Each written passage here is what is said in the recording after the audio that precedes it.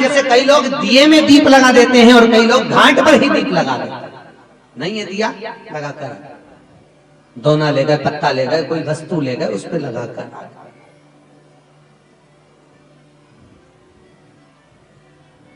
समर्पण। महाराज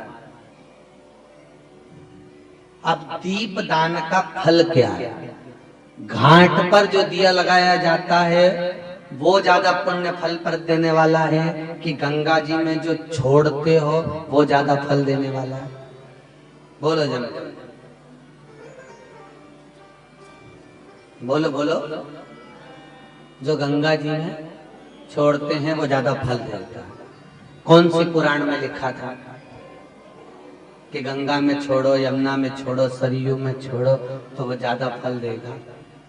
गंगा कौन? क्या बोलते हो? गंगा माँ। अब तुम्हारी माता जी यहाँ बैठी है, उसकी छाती पे दिया धर दे, बोलो अच्छा लगेगा?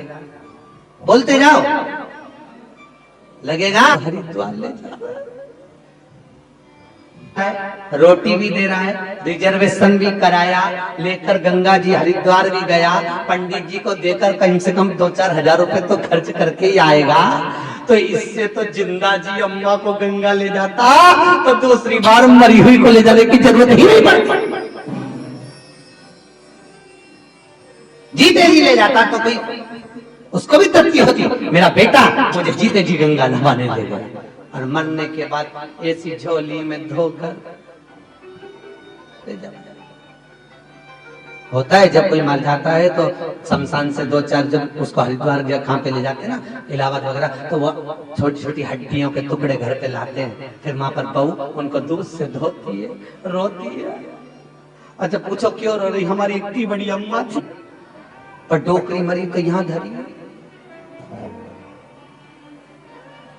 अब हड्डी के टुकड़ों को प्रणाम कर रही है, उससे अच्छा जीते जी माता पिता के चरणों को प्रणाम कर लेती तो कितना आशीर्वाद मिल जाता। जीते जी ब्राह्मण को भोजन कराओ। यहाँ तो श्रीमद वल्लभाचार्य जी ने मायावाद का खंडन करा जगन्नाथपुरी में, इसलिए वहां पर एकादशी भी उल्टी लटकी। जगदीश में एकादशी कैसी लटकी है? उल्टी। क्योंकि जगन्नाथपुरी में मायावाद का खंडन श्रीमद वल्लभाचार्य जी ने करा, और मायावाद का खंडन कर कर कहा, पंडित लोग बोल रहे थे कि मरने के बाद एकादशी का दान करो, तो श्रीमद वल्लभाचार्य जी ने कहा जीते जी एकादशी का दान करो। क्यों? मरने के बाद गरुड़ पुराण में लिखा है 10 दिन तक जीवात्मा रहती है। कितने दिन? 10 दिन तक जीवात्मा,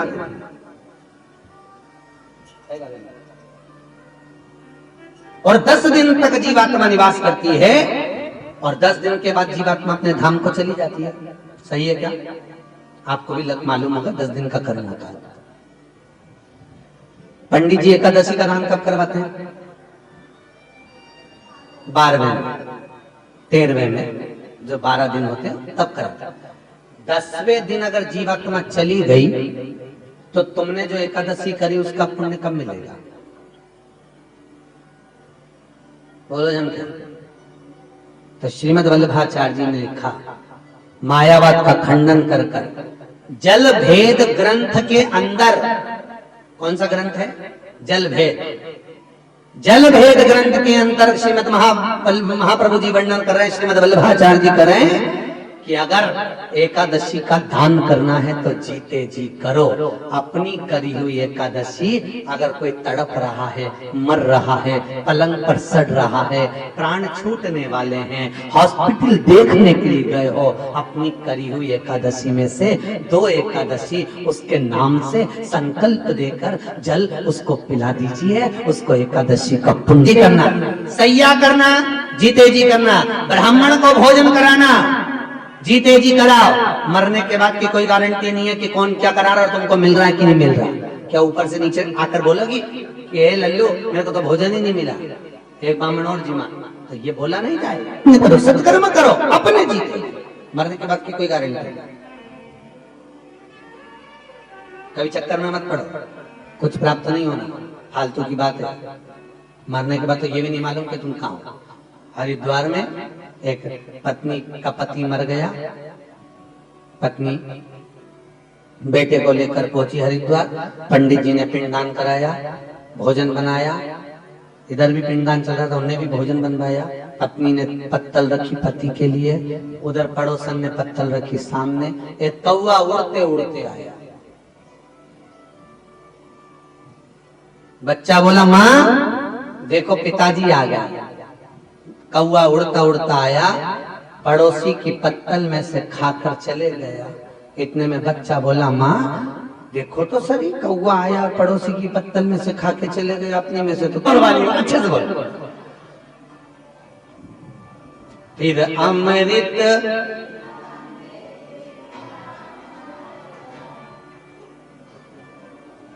कभी अपनी बोतल किसी को, माँ बाप की इज्जत नहीं होती, उस घर में देखना कभी बरकत नहीं होती। जहाँ माता पिता का सम्मान हो, आदर हो, सत्कार हो, वहां पर लक्ष्मी बढ़ती है।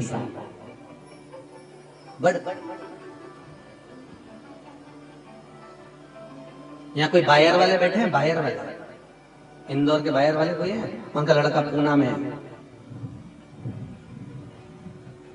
कह रहे थे हमारे पिताजी आपकी कथा में आए हैं गुरुजी, आज उनका जन्मदिन पे बधाई संदेश आया था। हम अच्छा ठीक ठीक, अच्छा फायर वाले बोले होंगे, हम बायर वाले सुने हैं, राम जी गड़बड़।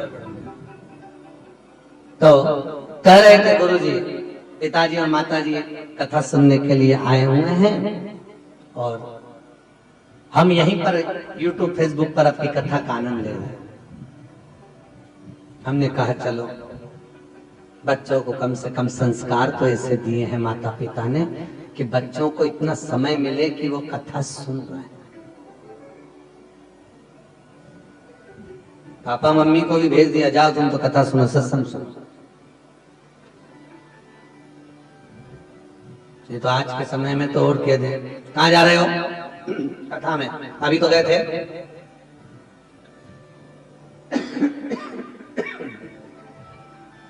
जब अभी गए थे तो फिर बार बार क्यों जा रहे हो?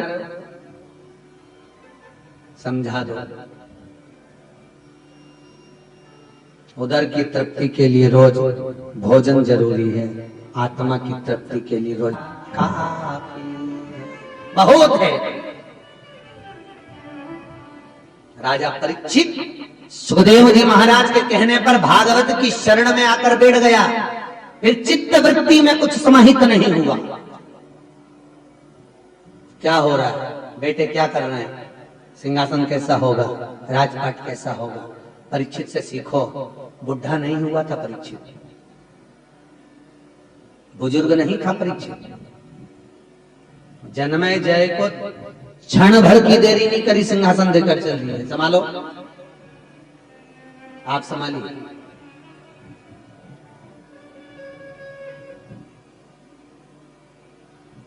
महाराज अब यहां द्रौपदी के 5 पुत्र सो रहे हैं और अश्वत्थामा वो द्रौपदी के 5 पुत्रों को रात्रि के समय पर जाकर मार रहा है। ब्राह्मण का पुत्र है अश्वत्थामा, गुरु का पुत्र है अश्वत्थामा, ब्राह्मण होकर गलत कर्म कर, ब्राह्मण होकर गलत कर्म कर। अच्छा बताओ, एक ब्राह्मण का बेटा होकर ऐसा क्यों कर गया रे? अश्वत्थामा तो इतना विद्वान था, उसने क्यों मारा सोते हुए ब्राह्मणों के बच्चों को? क्यों मारा? ज्ञान की मणि लगी हुई थी।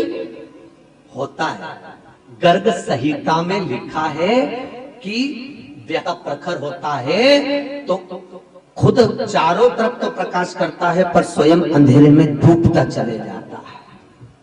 दिया जलते हुए देखा है? अरे बोलो तो, प्रकाश कहाँ है? पूरे कमरे में। अंधेरा कहाँ है? दिए के।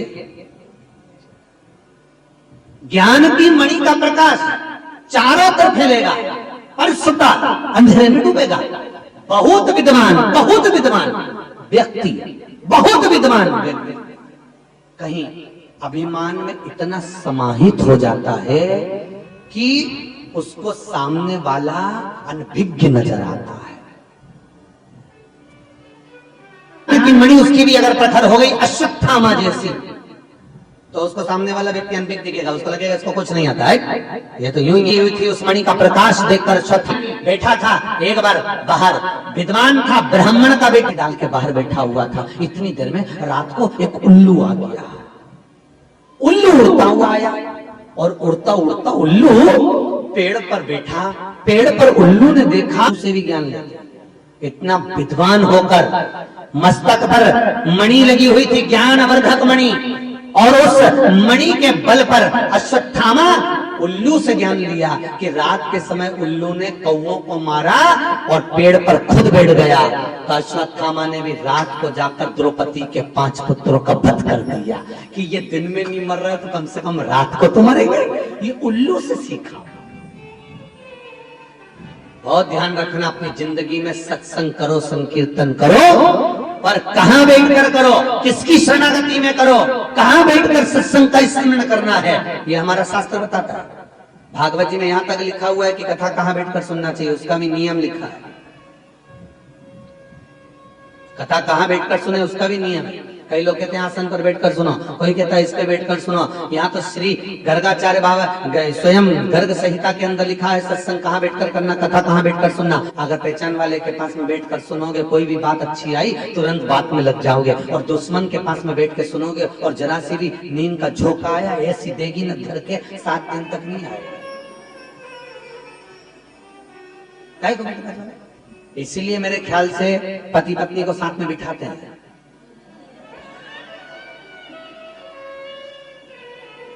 क्योंकि एक इंडिया है तो एक चीन है, इसीलिए दोनों को पास में बिठा।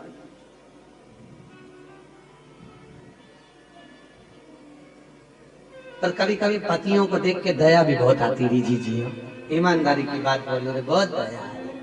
तो लगा ये मेरी पत्नी आगे है, इसको काट खाएगा, और पत्नी को काट खाएगा तो रोटी कौन बनाएगा, टिफिन कौन बनाएगा, बच्चों को इस तैयार कौन। पत्नी पीछे खसक गई, कुत्ता और आगे आया, पति पत्नी दोनों पीछे हटे।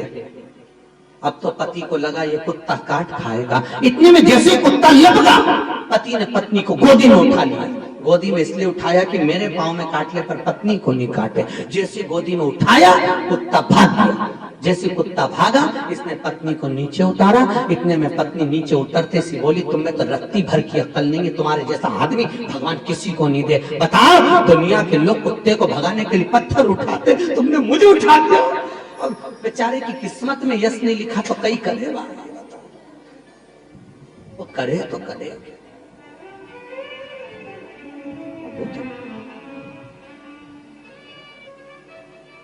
कितना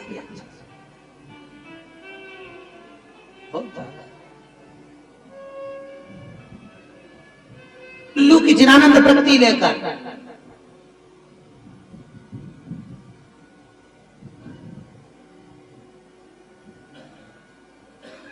दीपावली के दिन एक भगत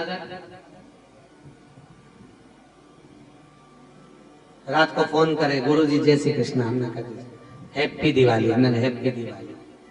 हमने पूछा अभी तक सोए नहीं गुरुजी। हमने पूछा क्यों नहीं सोए, हमको तो उल्लू ही नहीं दिखा। तो हमने कहा कहाँ लिखा है पुराण में कि दीपावली के दिन उल्लू देखो। नहीं महाराज जी, हमने उल्लू देख रहे हैं क्योंकि लक्ष्मी जी उल्लू पे बैठती है।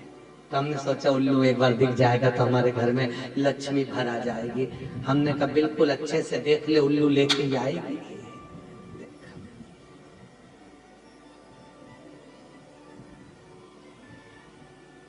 अपने यहाँ दीपावली के दिन जिस लक्ष्मी जी की मूर्ति की पूजन होती है, उस मूर्ति के पास में उल्लू नहीं होता और नारायण नहीं होता।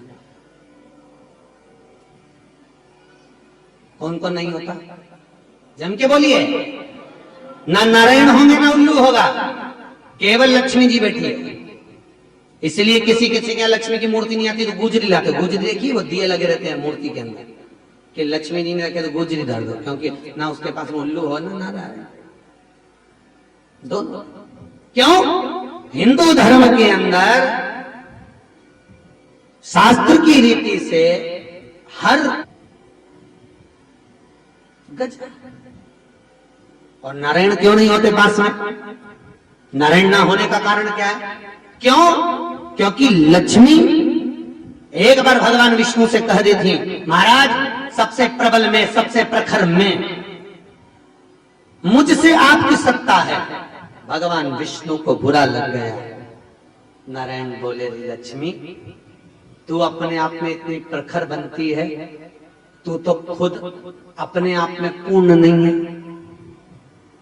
लक्ष्मी पूर्ण है क्या? नहीं, तू तो खुद अपने आप में पूर्ण नहीं है। इतने में लक्ष्मी जी ने नारायण से कहा, प्रभु तुम मुझे अपूर्ण कर रहे हो। भगवान करे, लक्ष्मी हाँ मैं तुझको अपूर्ण कर रहा हूं, क्योंकि तू अपूर्ण है, तो पूर्ण नहीं। लक्ष्मी को क्रोध आ गया, आंख में आंसू भरकर रोती हुई सरस्वती के पास चली गई। सरस्वती ने पूछा, लक्ष्मी क्यों रो रही है, क्या हो गया? लक्ष्मी कहती है, मेरे पति मुझे अपूर्ण करते हैं। पति तो पत्नी का मान करता, सम्मान करता, प्रतिष्ठा करता है, पर मुझे अपूर्ण कर रहा है मेरा पति मुझको। सरस्वती जी बोली, रो मत, चल पार्वती के पास चलते हैं। पार्वती के यहाँ पहुंचे। पार्वती मैया बैठी थी, क्या बात है, क्यों रो रही हो? लक्ष्मी जी कहती है, मेरा पति मुझे अपूर्ण कर रहा है। सरस्वती ने कहा, इसका पति इसको अपूर्ण कर रहा है, कुछ करिए। इतने में पार्वती जी बोलती है, काय को चिंता करती है, ले मैं आज तुझे पूर्ण कर देती हूँ। नारी जब अपूर्ण होती है, जब उसकी गोदी में संतान नहीं होती है, इसलिए मैं तुझे पूर्ण करती हूँ। लक्ष्मी की यहाँ संतान नहीं थी, क्योंकि श्राप था भगवान विष्णु को दधीची ऋषि की धर्म पत्नी सुवाच का, कि तुम्हारे यहाँ औलाद नहीं होगी, मैं तुझे पूर्ण कर दूंगी। पार्वती जी ने गणेश जी को गोदी में उसे उठाया, लक्ष्मी की गोद में दे दिया। ले, आज से मेरा यह पुत्र तेरा पुत्र होगा और तू पूर्ण लक्ष्मी कहलाएगी। इसलिए हिंदू धर्म में दीपावली के दिन बच्चे भी आपसे पूछते होंगे, पिताजी आप सरस्वती की पूजन करते हो, गणेश जी की पूजन करते हो, लक्ष्मी जी की पूजन करते हो, फिर लक्ष्मी जी के पति की पूजन भगवान विष्णु की क्यों नहीं करते? तो उसका केवल एक कारण है, अगर नारायण के साथ में लक्ष्मी का पूजन होगा तो वो अपूर्ण लक्ष्मी कहलाएगी, और गणेश जी के साथ अगर लक्ष्मी का पूजन होगा तो वो पूर्ण लक्ष्मी कहलाएगी। महाराज, पूर्ण लक्ष्मी। और हर व्यक्ति अपने घर में पूर्ण लक्ष्मी चाहता है, इसलिए दीपावली के दिन नारायण के साथ नहीं, गणेश के साथ लक्ष्मी को पूजा जाता है। पूर्ण लक्ष्मी, ये पूर्ण बने, पूर्णता। भगवान गणेश जी महाराज, सरस्वती का पूजन इसलिए होता है क्योंकि सरस्वती लक्ष्मी को पार्वती क्या लेकर गए, बुद्धि के लिए उसका पूजन।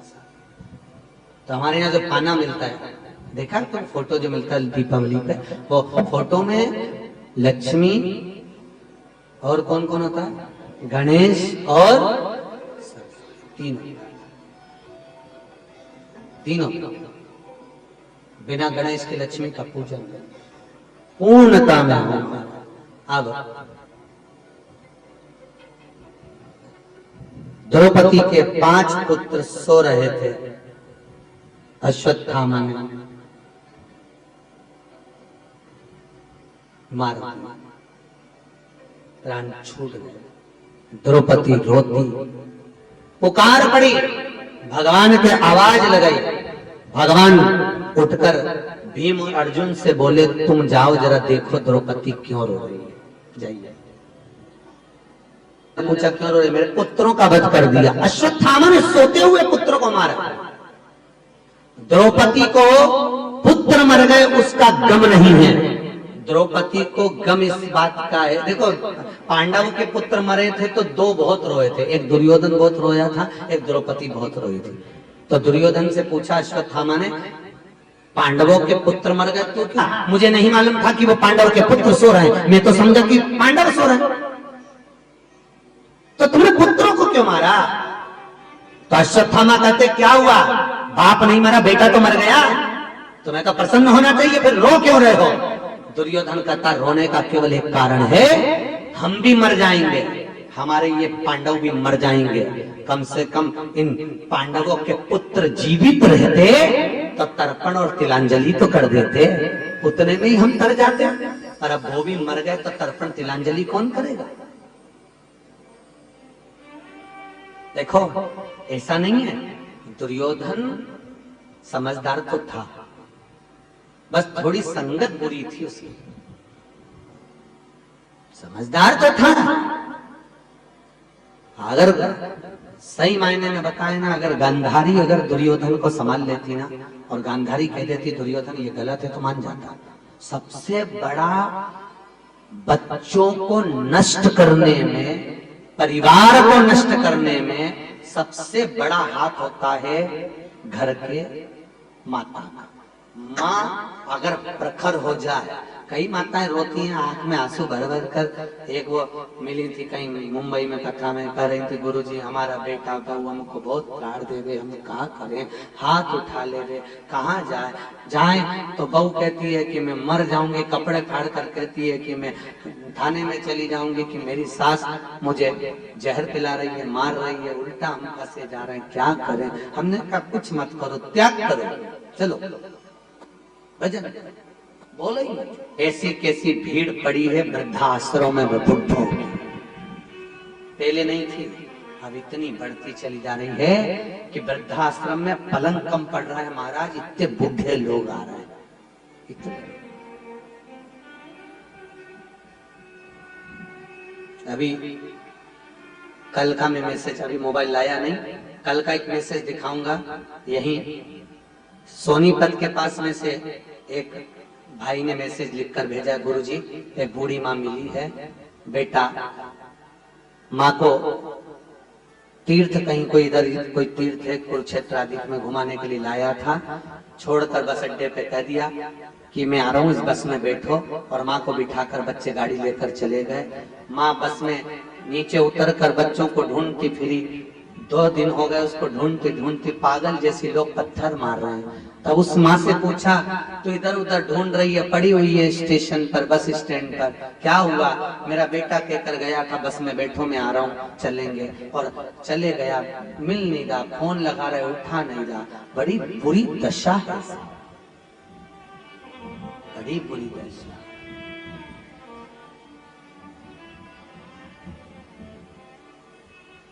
लोग हमसे कहते हैं महाराज आप कहते हो कि वृद्धाश्रम भारत की भूमि पर कलंक है, क्योंकि माता पिता की लोग सेवा नहीं कर पा रहे, कलंक ही माना जाए।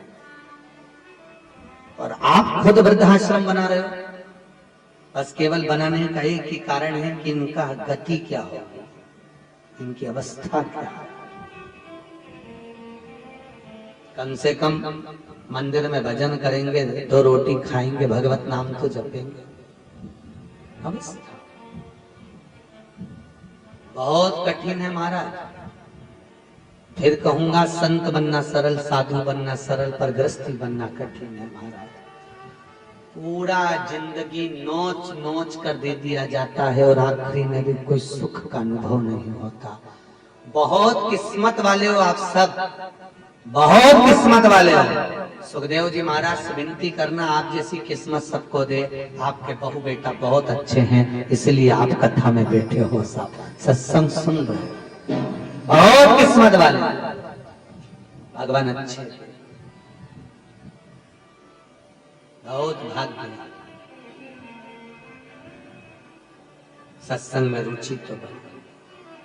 और फिर निवेदन है माताओं भाइयों, बुढ़ापा शरीर जब होता चले जाए, मुख को मौन करना प्रारंभ कर लो, चुप रहो। बोलोगे नहीं सुनेंगे तो दुख तुमको होगा, तो क्या किसको रोइए चादर तान के सोइए, अपने को नहीं बोलो।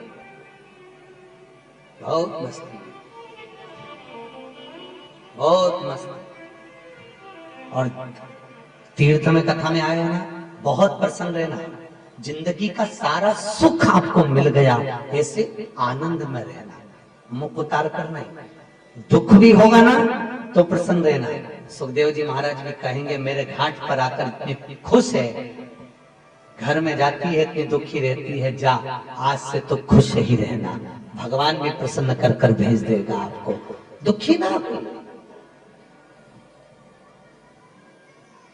दुख का अनुभव ना होगा। लोग हमसे कहते महाराज जी 2100 रुपए, वन मेंबर 2100 रुपए लिया, 100-125 लोग आप आए, कितने रुपए लिया है? 2100 रुपए। 2100 में आपका ठहरना, खाना, चाय, नाश्ता, भोजन, आनंद, ये सब आपका 2100 में। मेरे को कल वो बोल रहे थे, यहाँ पर कथा हुई अभी कुछ दिन पहले, एक एक पोथी का 21-21 हजार था। अभी एक महाराज कथा करके गए और उसमें वन मेंबर 4, और लोग तो भी भूख से बलबला रहे थे, खाना तक नहीं मिल पा रहा था। तो 2100 में पूर्ति कैसे होती होगी कि 2100 में लोग यूं थूक कर छोड़ आते हैं, 2100 में 7 दिन रहना करते हो तो वो 21,000 के बराबर हो जाता है। कराने वाला ठाकुर जी बैठा है, सब कराता है। आप जो देते हो दान सहयोग जो मिलता है, आप लोगों की पूर्ति में आपकी पूर्ति हो जाती है। करना क्या है? हमको कौन सा जोड़ के मरना है? हम खुद कहते हैं पूत सपूतों की धन संचय, पूत कपूतों की धन संचय। बेटा सपूत होगा खुद जोड़ेगा, और बेटा कपूत होगा कितना भी जोड़ कर जाना, सब कहीं डब्बे में, शेयर मार्केट में चूना लगा देगा, कहीं इसके लिए छोड़ रहे। अगर आपने कुछ दिया है तो आपको समर्पित कर कर जाएंगे, क्योंकि हमको ले जाकर यहाँ से बोझा ढोकर थोड़ी ना जाना। यहाँ से अगली कथा राम कथा माँ कथा करेंगे, फिर आगे बेंगलोर निकल जाएंगे। कथाएं निरंतर करना क्या है? अपन बात कर रहे थे कि कई लोगों का व्रत है, उस दिन एकादशी पड़ गई थी शायद, एकादशी का व्रत चल रहा था, तो एकादशी है और ऐसा है और वैसा है, तो अब जीवड़ा कर रहा है खा लूं, एक मन कर रहा है एकादशी है खाऊं नहीं खाऊं, मन कर। शास्त्र कहता है, भगवान खुद कहते हैं, खूब चरो पर एकादशी करो, मुख उतार कर नहीं, खूब। हम तो आप लोगों से भी कहते हैं, आधा किलो चिप्स तल के रख लो, मूंगफली का दाना, चक्की सब बना के रखो, फ्रिज पे, कूलर पे, वॉशिंग मशीन पे, जहां से निकलो वहीं चलो, एकादशी करो, खूब खाओ, भूखे रहकर नहीं। और यहाँ भी निवेदन है, नाश्ता भी करना तो ऐसे मत करना कि कोई कमी हो, तुम तो खूब डट के निपटाओ। कितना खाओ? उतना जितना पचा सकते हो, और कमाओ उतना जितना भोग कर सकते हो। ज्यादा खाओगे अपच हो जाएगा, परेशानी तुम्हारी बढ़ जाएगी, और ज्यादा कमाओगे लोगों की दृष्टि में आ जाएगा तो इनकम टैक्स वाला घर पहुंच जाएगा। तो हम तो कई पैसे वालों के यहाँ जाते ना कथा करने के लिए, तो हम यही देखते हैं कि बेचारे कमा किसके लिए रहे।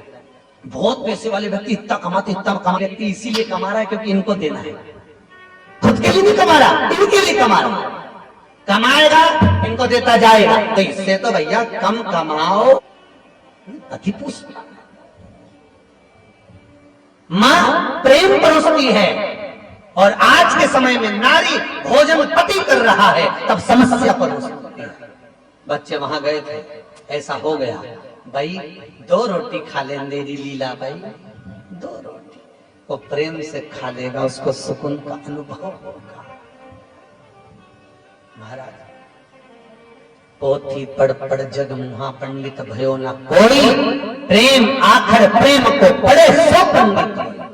हम प्रेम की भाषा को समझे, माता पिता के अनुमोदन को समझे। अश्वत्थामा ने द्रौपदी के 5 पुत्र को मार दिया, अश्वत्थामा को पकड़कर लाया गया, दुर्योधन भी रोया, क्यों? परिवार वाले जीवित रहते तो तिलांजलि करते। द्रौपदी भी रोई, क्यों? क्योंकि मेरे पुत्र पलंग पर सोते हुए मर गए, इनको तो युद्ध के मैदान में मरना था। तो मैं प्रसन्न हूं। राम कथा में लिखा है, दशरथ जी के मरने पर भरत जी खूब रोए। गुरु बाबा ने कहा किसके लिए रो रहे हो? तुम्हारे पिता चले गए उसके लिए? तो गुरु जी नैमिषारण्य कथा, हरिद्वार कथा, जगन्नाथ कथा, ऐसी कौन सी कथा है जो छोड़ी हो उन्होंने? खूब सुनी और बच्चों में भी वो संस्कार दिए कि सुनो कथा में अग्रण्य रहो, और पति से भी कहती थी करते रहो।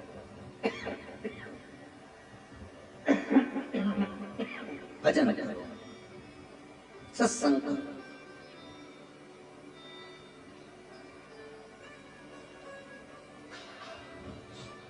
और संसार में आकर भटकना है ना। हम तेरी दुनिया में आकर खो गए, लेना था हरि नाम और हम सो गए,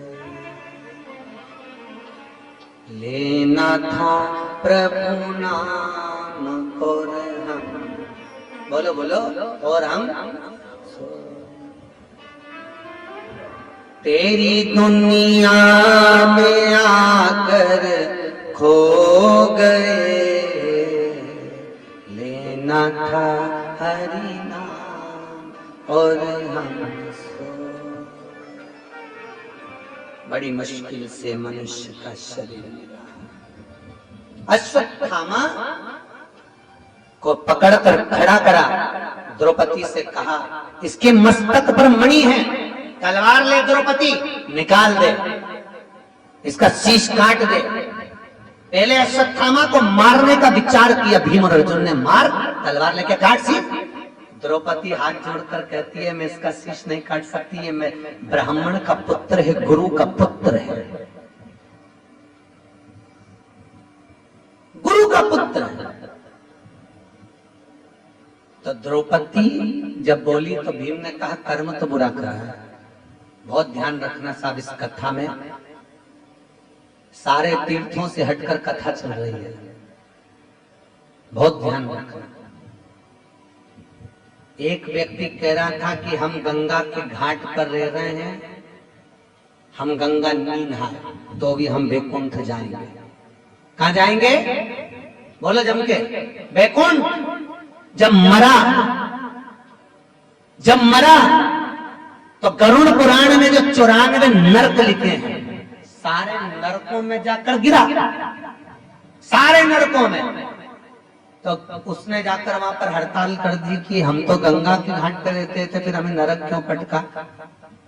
तो धर्मराज ने कहा तेरे जैसा पापी दुनिया में नहीं होगा, गंगा के घाट पे देकर भी कभी गंगा नहीं नहाया तो तेरे बराबर का पापी कौन सा? नरक पटका। बहुत ध्यान रखो, एक तीर्थ में रहने वाला व्यक्ति और एक तीर्थ में आने वाला व्यक्ति, बहुत ध्यान रखना। एक तीर्थ में रहने वाला और एक तीर्थ में आने वाला, दोनों में सबसे ज्यादा पुण्य का भागी कौन होता है? बोलो बोलो जरा जम के बोलो, और नहीं तो घर जाकर करके संहिता पढ़ो। कौन है सबसे ज्यादा पुण्य भागी? जो तीर्थ में आया है, जो रह रहा है वो नहीं। क्यों? क्योंकि वो रह रहा है तो रहते रहते उससे ना जाने कितनी बार झूठ भी बोलने में आएगा, ना जाने कितनी बार कपट करने में आएगा, ना जाने कितनी बार बेईमानी कर जाएगा, ना जाने कितनी बार इस भूमि पर रहकर पाप कर जाएगा। तो वो तो रहकर भी नरक चले जाएगा। और एक आप भले अपने शहर में कैसे भी रहते हो, पर तीर्थ में आकर आप पाप नहीं कर सकते। आपके मन में थोड़ा थोड़ा पुण्य जागृत रहेगा। भजन करोगे, स्मरण करोगे, कीर्तन करोगे, सत्संग करोगे, तो कम से कम जितनी दिन रहोगे उतनी दिन थोड़ा थोड़ा पुण्य तो कर लोगे, पुण्य भाग तो करोगे। पर वही वाली बात हो गई ना, हम तेरी दुनिया में आकर खो गए, लेना था हरि नाम और हम सो गए, लेना था हरि नाम और हम सो गए। हम तेरी दुनिया में आकर खो गए, हम तेरी दुनिया में आकर खो गए, लेना था हरि नाम और हम सो गए, लेना था हरि नाम और हम सो गए।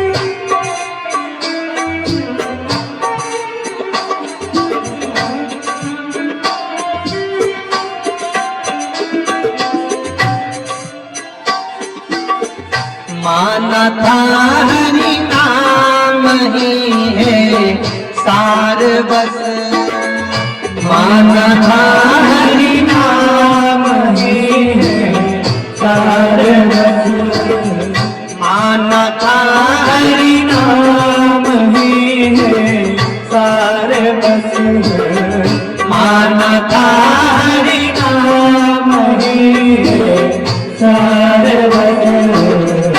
नाम के बिन जिंदगी हम खो गए, नाम के बिन जिंदगी हम खो गए, हम तेरी दुनिया में आकर खो गए, हम तेरी दुनिया में आकर खो गए, लेना था हरि नाम और हम सो गए, लेना था हरि नाम और हम सो गए, लेना था हरि नाम और हम सो गए, लेना था हरि नाम और हम सो गए।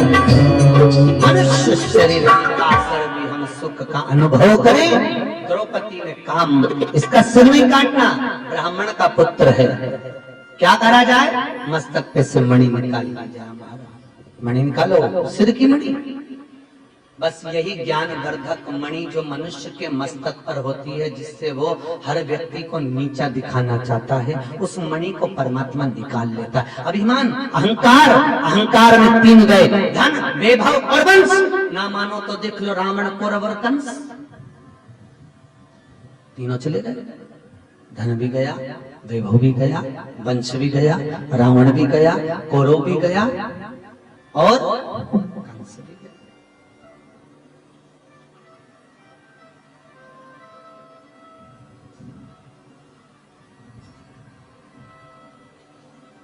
महाराज, बुधवार के दिन कृष्ण पैदा हुए थे, जन्म लिए थे, और गुरुवार के दिन रावण पैदा हुआ था।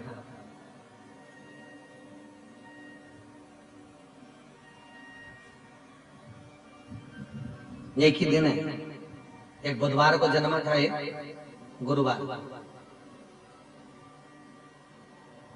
एक अष्टमी को, एक त्रयोदशी।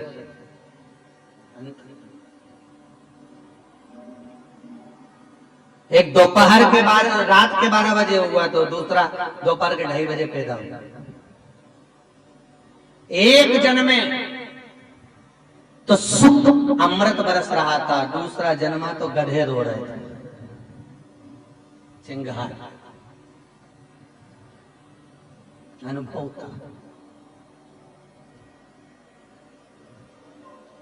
मनुष्य से अश्वत्थामा के मस्तक की मणि गई, मणि निकाल फेंकी, क्रोध आया अश्वत्थामा को, उत्तरा के गर्भ को नष्ट करने के लिए ब्रह्मास्त्र छोड़ा। उत्तरा भागी भगवान के चरणों में विनती करी, गर्भ में बालक था, उसकी परमात्मा ने रक्षा करी। सोचो, भगवान कृष्ण ने गीता में कहा तेरा जन्म नहीं होता उससे पहले तेरे भोजन की व्यवस्था कर देता हूँ, माँ के गर्भ में तू पड़ा रहता है और माँ के स्तनों में दूध दे देता हूँ। और कई लोग कहते हैं हमें बड़ी चिंता है, काहे की चिंता कर, वो तो खुद कह रहा है, जन्म मैंने दिया तो मृत्यु भी मैं दूंगा, जन्म के समय पर भोजन मैंने दिया तो मरने के समय पर कफन और लकड़ी भी मैं ही दूंगा। तो क्या कुछ चिंता करता है? एक व्यक्ति का फोन आकर कहे, महाराज जी घर में बेटा होना जरूरी है। हमने पूछा क्यों जरूरी है? कि एक महाराज जी के प्रवचन सुने तो उस प्रवचन में कहा था कि पुत्र होता है तो बाप तरता है। हमने कहा महाराज जी ने गलत कहा, पुत्र होता है तो खुपड़िया ही फोड़ता है, आखिरी तक नहीं छोड़ता है। कौन? अरे बोलो तो बेटा। बाप मरेगा, मां मरेगी, चिता पर लेटाएंगे, आदि जलेगी, नी जलेगी, बांस में लोटा बांध के कहेंगे फोड़ दे खुपड़िया तेरे माँ बाप की। छोड़ो गलत फहमी में मत रहो। लोग कह रहे हैं बेटा तर्पण करेगा, तिलांजलि देगा तो बाप करेगा। किसी से आशा मत लगाओ जीजियो, तुम तो खुद अपना भजन करते हुए अच्छे से चलो, ना बेटे की जरूरत पड़े ना बेटे की पड़े। अपनी एकादशी खुद करके चलो, बाद में बेटा दे, बहू दे, परिवार वाले दे, इनसे चक्कर में मत पड़ना।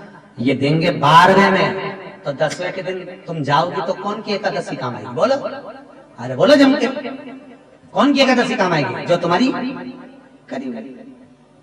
ये 12वें में भोजन कराएंगे बामन को, और तुम्हारा भोजन जब तुम 10वें के दिन जाओगी तो भोजन कौन देगा? बोलो, जो तुमने भोजन कराया बामनों को, जो जिमाया तुमने सुखताल में आके दान करा, पुण्य करा, सत्कर्म, वो काम आएगा कि नहीं आएगा? अरे बोलो तो सही। अब क्यों चुप रह रहे हो? हनुमान जी से भी पूछा था, क्यों चुप हो? बोलो, तुम भी बोलो, बोलो काम आएगा कि नहीं आएगा?